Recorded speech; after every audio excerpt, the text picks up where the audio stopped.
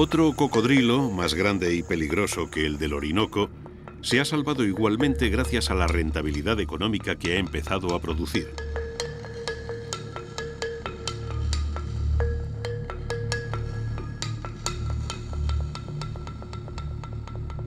Con sus 8 metros de longitud máxima, el cocodrilo marino es el mayor reptil del mundo.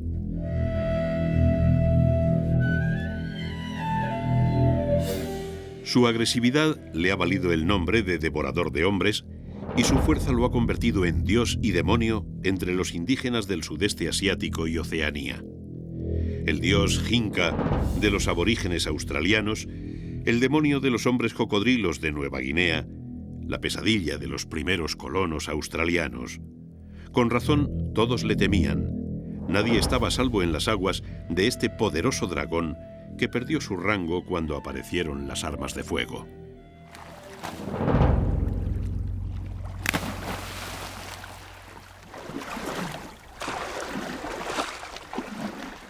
La caza indiscriminada estuvo a punto de hacer desaparecer al cocodrilo marino. Pero entonces una nueva alternativa se les ocurrió a los naturalistas y granjeros australianos. Una alternativa que salvaría la vida a la especie.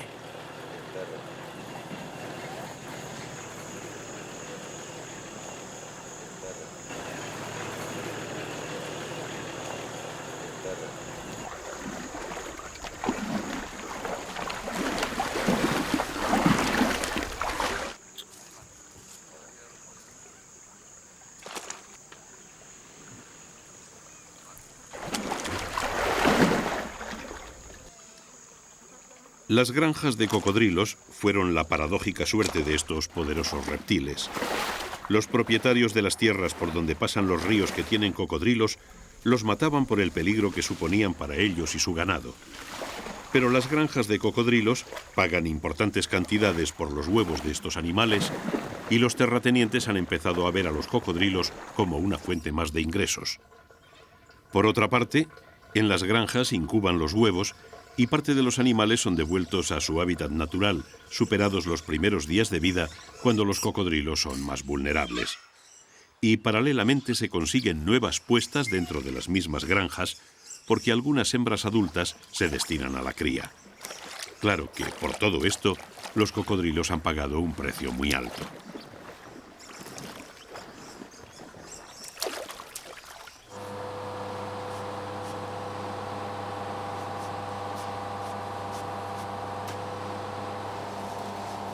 La piel de los cocodrilos marinos es el mejor cuero del mundo.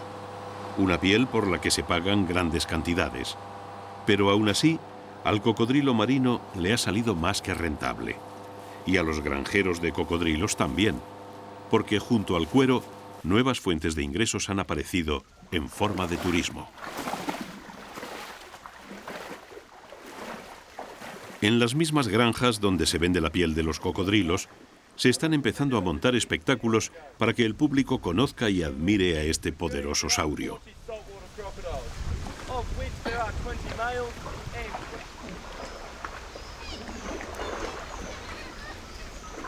En estos mismos recintos, los científicos contratados por las granjas realizan importantes estudios que ayudan a la conservación de las poblaciones salvajes.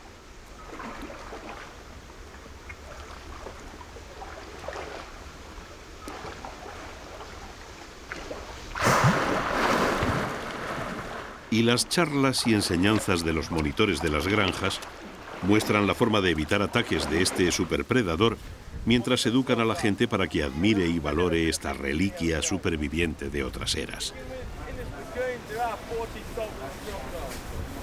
Esta es la piedra angular de la nueva conservación, la esperanza para las especies y los ecosistemas amenazados.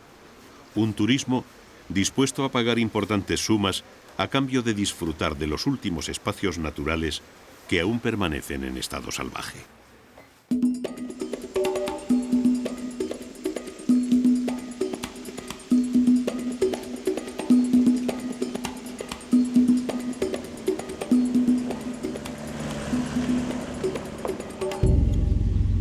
Un turismo diferente se está extendiendo por todo el mundo. Estos nuevos viajeros buscan reencontrarse con la naturaleza, sentir el ancestral pulso de nuestros orígenes, dejarse llevar por la llamada de las tierras vírgenes.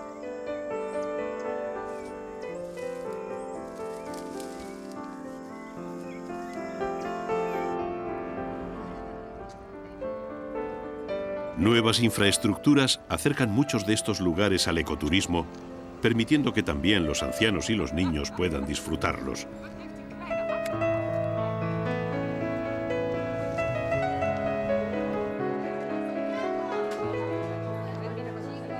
Cada día nuevos espacios naturales se abren al turismo.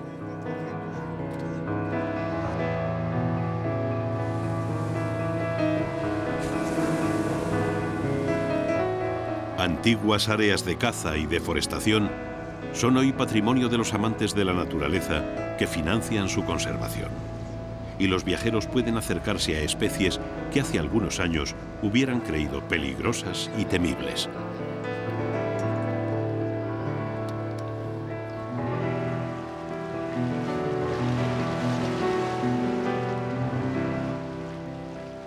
Estos nuevos viajeros están desvelando una naturaleza más amable, más asequible.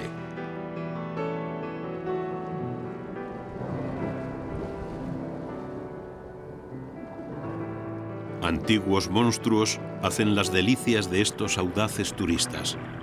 Y guías instruidos acaban con tabúes muy extendidos, mostrando la realidad de la naturaleza y sus especies.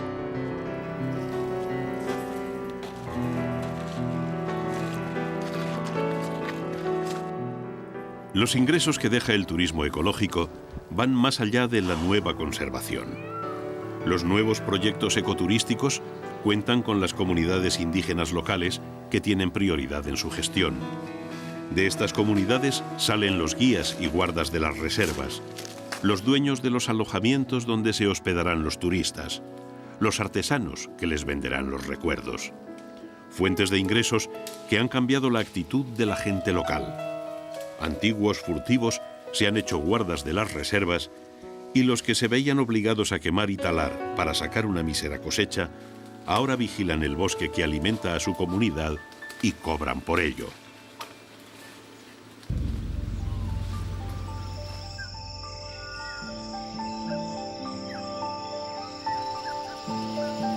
Corren vientos de esperanza para una naturaleza al borde del abismo. Y un futuro común y prometedor se abre ahora para los últimos santuarios naturales y sus habitantes, incluyendo a la especie más controvertida y adaptable de todas, la única que tiene la capacidad de corregir sus errores. Nosotros, los seres humanos.